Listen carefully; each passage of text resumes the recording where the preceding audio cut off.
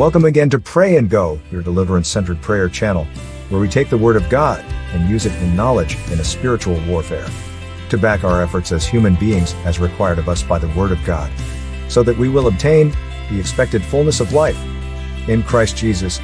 God bless you. As always, if you like these prayers, please like, subscribe, and share this channel.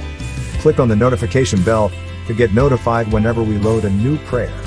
And also to leave your comments below and share your testimonies, and let's glorify the name of our Lord Jesus Christ. God bless you.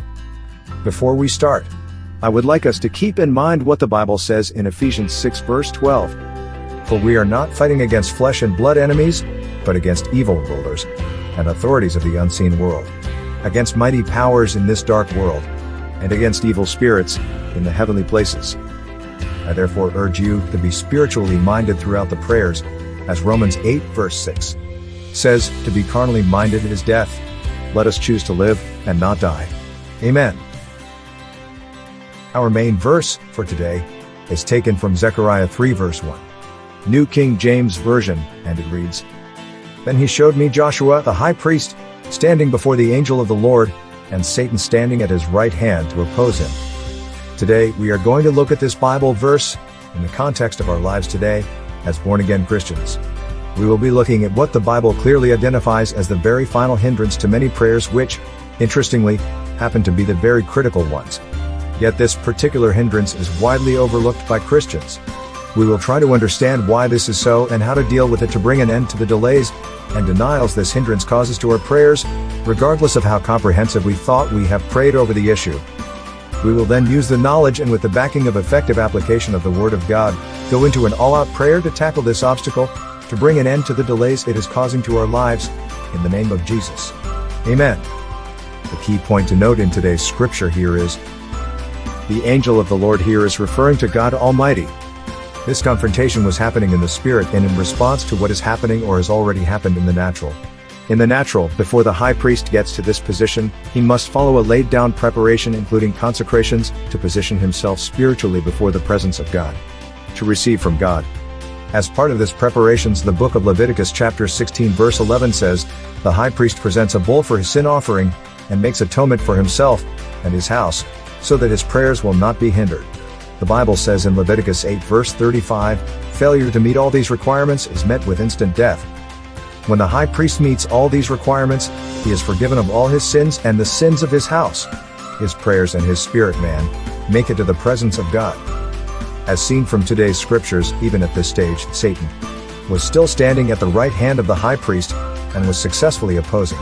At this level at the presence of the Lord, the high priest has no sin committed by him that can be held against him, because he'd been fully forgiven through the consecrations, yet he was not receiving the answer to his prayers. Let's look at our lives. Maybe just like this man of God, you have been living your life in line with the Word of God, as a born-again child of God. All you probably need is marriage. You have been praying to God for this, yet you are not receiving the answer to your prayers. Maybe you have been praying for an end to an ungodly or wayward behavior of a loved one, or praying for the fruit of the womb, healing, stable job, or something so critical in your life. However, regardless of your fasting and prayers, you are still not receiving the answer to this prayer request. Maybe this has been going on for months, or even years now, and beginning to affect your faith. Welcome to Pray and Go, where we take the Word of God, bring it into our real-life situations, and use it to address the problems we are going through by following the same principles as recorded in the Holy Bible to guide us in our walk with God and achieve the expected results. Prayer is a two-way communication, where we speak to God and expect a response from Him. However, from when the prayers are said and when the answer is received, there are obstacles that come against the prayers. The cause of these obstacles to prayers, as we know, is sin. As such, as born-again Christians, we regularly pray for forgiveness of our sins, and we believe we are forgiven, as that is what the Word of God says. The fact is, there are two sets of sin. The first is our own sins, and the second is the sins of our fathers. Whereas our sins stop our prayers from getting to God, the sins of our fathers stop the answer to our prayers from getting to us, from God. In our Bible verse for today, what was empowering Satan to stand at the right hand of the high priest to oppose him, even in the presence of God, was not because of any sin that can be personally attributed to him. Because he has been fully forgiven. What was stopping the answer to his prayers was the sins of his fathers. What is stopping us seeing the results of our prayer requests to God when we have done all that is expected of us as children of God, including having prayed for the forgiveness of our sins, is the sins of our fathers. The Bible calls it iniquity. Lamentation 5:7 says, "Our fathers sinned, and are no more, but we bear their iniquities." Iniquities are the sins of anyone in our bloodline who ever lived and now no more. This sin stops the answer to our prayers from God from getting back to us. This is particular so when the absence of that prayer need in our life is as a consequence to a past specific action of a past generation. An instance is the case of Daniel praying for deliverance as one of the people, then a youth, taken into captivity to Babylon for the idolatry practices and rebellion of an earlier generation. As prophesied in Jeremiah 29, the Bible says in Daniel 10 verses 12 and 13, the answer to his prayer was immediately dispatched, but Satan still opposed it getting to him. This opposition was not because of the sins of Daniel, but the sins of an earlier generation. This is the focus of our prayers today. David said in Psalm 65:3, "Iniquities prevail against me. As for our transgressions, thou shalt purge them away." We know the sins we committed, so we are able to confess and pray for forgiveness, just like the high priest consecrates himself. What we do not know is the sins committed by our ancestors who are dead and gone. That is what is prevailing against us. That is what we are losing the fight to. That is what is stopping us from receiving the answer to our prayers, and that was what was stopping even the high priest. In Zechariah 3:2, the Lord said to Satan, "The Lord rebuke you.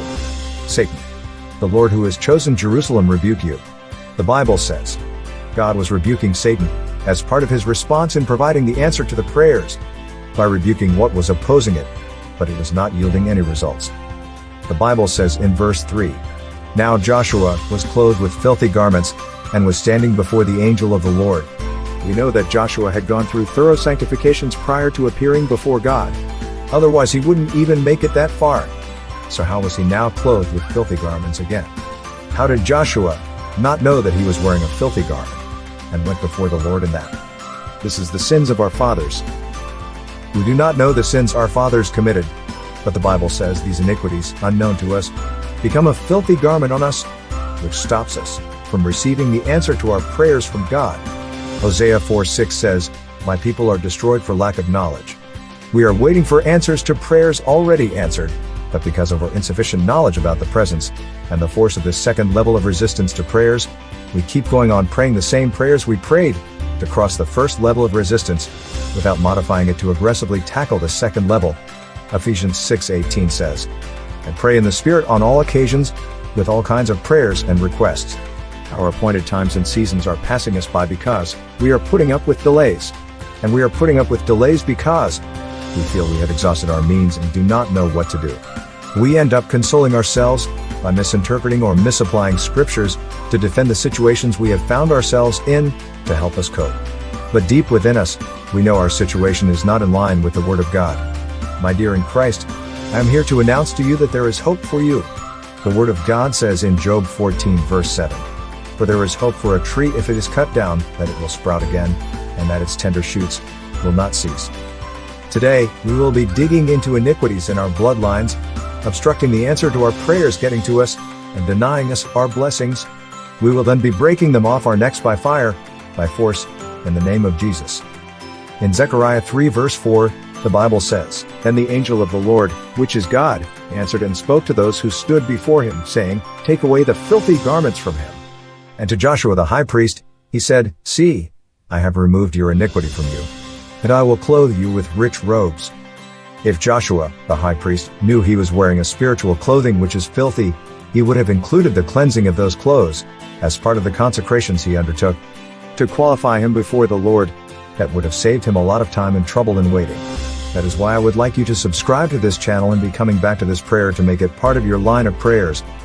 The Bible said, "The angel of the Lord answered and spoke to those who stood before him, saying, Take away the filthy garments from him." It takes the Word of God the Father, the blood of the Son, and the power of the Holy Spirit to take off the filthy garment placed on us by the sins of our fathers. And therefore, it requires more than just the occasional and mere mentioning in our prayers. Today, by the Word of God, by the blood of Jesus, and the fire of the Holy Spirit, In agreement with you through this prayer, we will be taking off every filthy garment clothing us because of the sins of our fathers, denying us receiving the answer to our prayers. We will then put on that rich robe prepared for us in the name of Jesus. Amen. For today, we will stop here and pray.